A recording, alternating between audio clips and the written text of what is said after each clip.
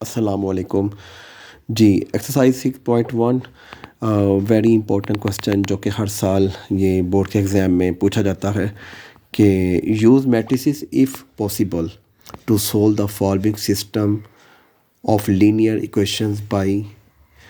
इसके दो मेथड हैं। जिस मेथड से हम फर्स्ट कर रहे हैं वो है मैट्रिक्स इनवर्जन मेथड। इसके बाद इसी सवाल को हम दूसरे मेथड से करेंगे, क्रैमर रूल से करेंगे। जी, पहले हम इसको करते हैं मैट्रिक्स इनवर्जन मेथड से। तो ये हमारे पास लीनियर इक्वेशंस है। इसको हमने जो है वो मैट्रिक्स फॉर्म में लिखा है, जैसा कि यहाँ पे x का कोफिशिएंट 2 है, y का -2 है, x का 3 है और इस y का 2 है। तो इसको मैट्रिक्स फॉर्म में लिखने का ये तरीका है।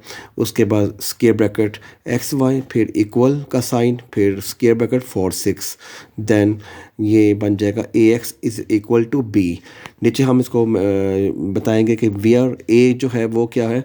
a जो है ये हमारे पास ये वाला मैट्रिक्स है जिसकी एंटीज है 2 -2 3 2 एंड x जो है is equal to x y, और जो b है हम उसकी एंटीज है 4 और 6। अब इस फार्मूले को A X is equal to B, ये फार्मूला ऐसे हो जाएगा x is equal to A inverse B, A inverse is equal to adjoint A over A determinant. A determinant निकालने के लिए ये जो हम जो स्क्वायर ब्रैकेट्स है उसको मोड, इसको मोड भी कहते हैं, डिटर्मिनेंट सीधी लाइनों से इसको रिप्रेजेंट करेंगे और इक्वल टू, और इस जो स्क्वायर ब्रैकेट सी उसके जहाँ हमने ये स्ट्रेट लाइन लगा दी है। डिटर्मिनेंट निकालने के लिए इन दोनों जो दो नंबर्स हैं इनको मल्टीप्लाई करेंगे और इनके दरमियान में माइनस का साइन, फिर इन दोनों नंबर्स को मल्टीप्लाई करेंगे तो इसका आंसर हमारे पास 4 आएगा, और ये माइनस मल्टीप्लाई होकर प्लस हो जाएंगे 3 to the 6, और इसका आंसर हमारे पास 10 आ जाएगा। जैसा कि इसका आंसर 0 नहीं, अगर ये 0 आंसर आता तो ये सिंगुलर मैट्रिक्स था, तो इसका सॉल्यूशन नॉट पॉसिबल था। अब इसको हम आगे सोल्व करेंगे। अर्जॉइंट ए इसका निकालने के लिए जो मैट्रिक्स हमारे पास है असल मैट्रिक्स के, उसमें हमने इन दो की जगह चेंज करनी होती है अर्जॉइंट के लिए, और इन दोनों के साइन चेंज करने होते हैं। तो ये आप देखेंगे ये नंबर वैसे ही सेम थे, तो इनकी जो है वो जगह चेंज करने से कोई ख़ास फ़र्क नहीं पड़ा, और इनके हमने साइन चेंज कर दिए। ए इनवर्स का जो formula adjoint A over A determinant, A adjoint A का जो है वो मैट्रिक्स है, ये हमने लिख दिया। ए डिटर्मिनेंट का आंसर 10 है। इसको हम ऐसे अलग से करके भी लिख सकते हैं।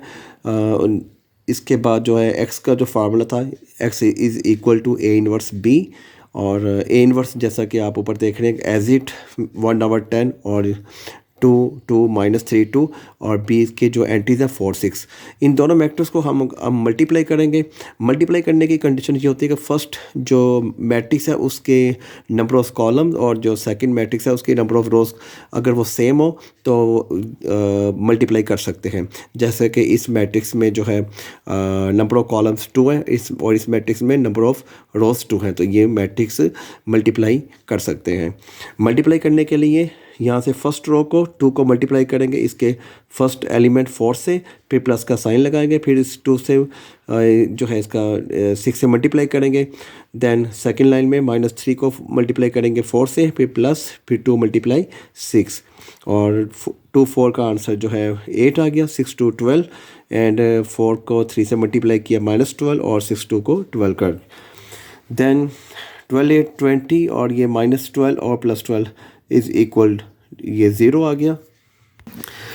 तो 20 इसका आंसर आ गया। 20 को 10 से डिवाइड करेंगे 2 आएगा, 0 को 10 से डिवाइड करेंगे 0 आएगा। x की जो एंट्रीज थी x y था, और जो पहली वैल्यू है वो x का आंसर है, जो दूसरी वैल्यू है वो y का आंसर है। ये क्वेश्चन हमारा ख़त्म हो गया।